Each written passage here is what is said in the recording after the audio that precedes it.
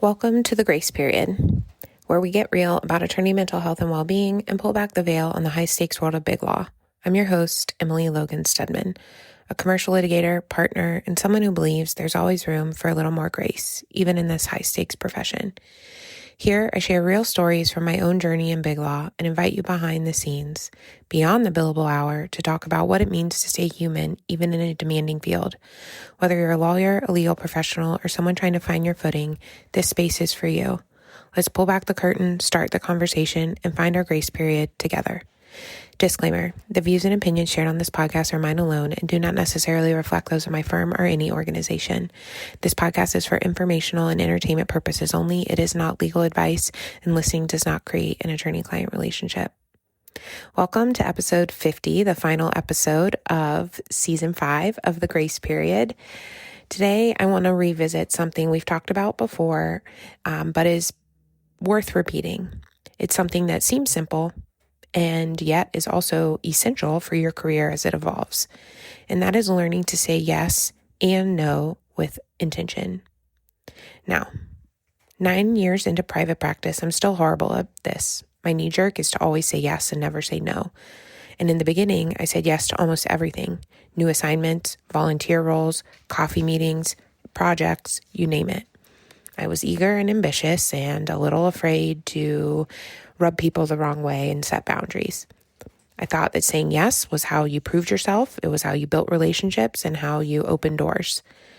To this day, I can count on one hand the number of times I've said no to new work. I've gotten much better at saying no to non-billable obligations and focusing on what is actually most important and impactful for me, but it is still very hard for me to say no to new work. But over time, I learned that every yes is also a no to something else. It is a relationship and an equation where you're trading time, energy, and focus, and even your well-being. As I grew into new roles and rose through the ranks, I realized that I needed to make more intentional choices. So, how do you decide what to say yes to and what to decline? Or what to say no to? Here's what's helped me. Get clear on your values and goals. Before you can make intentional choices, you have to know what matters to you and what your goals are. What kind of work lights you up? What skills do you want to build, or do you still need to grow? What do you want your days and your careers to look like? Who do you enjoy working with? Do you want to make partner? When you're clear on your values and goals, it becomes much easier to spot the right opportunities to say yes to and the ones to let go of. And this is something you have to reevaluate all the time. Your goal as a second-year associate might be different from as a fifth-year associate. That might be different as a seventh-year associate. That's okay. You should be constantly checking in on your values and goals. Next, if possible, pause before you respond. If someone asks you to take on a new project or opportunity, resist the urge to answer immediately. Take a breath, check your calendar, sleep on it, and ask yourself, does this align with my goals and values and priorities? Is this the right time? Do I actually have the capacity to take this on and do a good job? Will this help me grow, or will it just stretch me thinner? Next, learn the art of the gracious no. Saying no doesn't have to be harsh and final. It can be a conversation. You can thank someone for thinking of you. You can acknowledge the value of the opportunity. You can explain why you can't commit right now. Sometimes it's not a no, it's just a not yet, and that's okay. I also call this the yes but. It looks like this. I'd really love to do this, but here's what else I'm juggling or have on my plate. How would you prioritize? Or, I'm very interested in this opportunity. Can we talk more about timing and whether the deadline is firm or can be adjusted?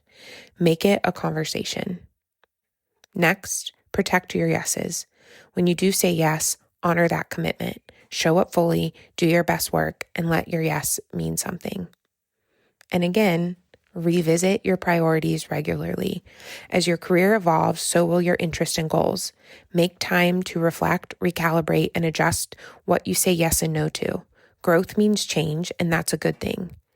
The more intentional I am with my yeses and nos, the more I'm able to create a career and life that feels authentic, sustainable, and meaningful to me. You can do that too.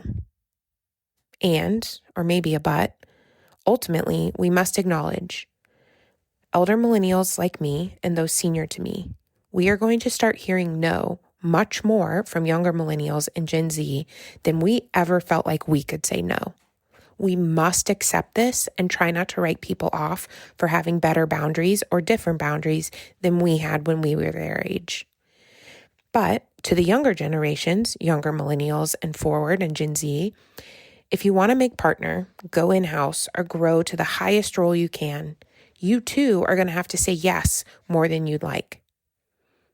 But all of this can be a conversation, and all of this can be mastered by constantly checking in with your values and priorities. Thank you for joining me on this episode of The Grace Period. I hope today's episode has shed some more light on how to say yes and no, and to do so purposefully. Remember, you don't have to choose between your well-being and your ambition. By setting boundaries, building supportive habits, and giving yourself permission to pause, you can thrive in law, in big law, and in life. Until next time, take care of yourselves and each other. That is the path to our grace period. Disclaimer. The views expressed here are solely my own and do not represent the official policy or position of my firm or any organization. This podcast is for informational and entertainment purposes only. It is not professional or legal advice, and listening does not create an attorney-client relationship.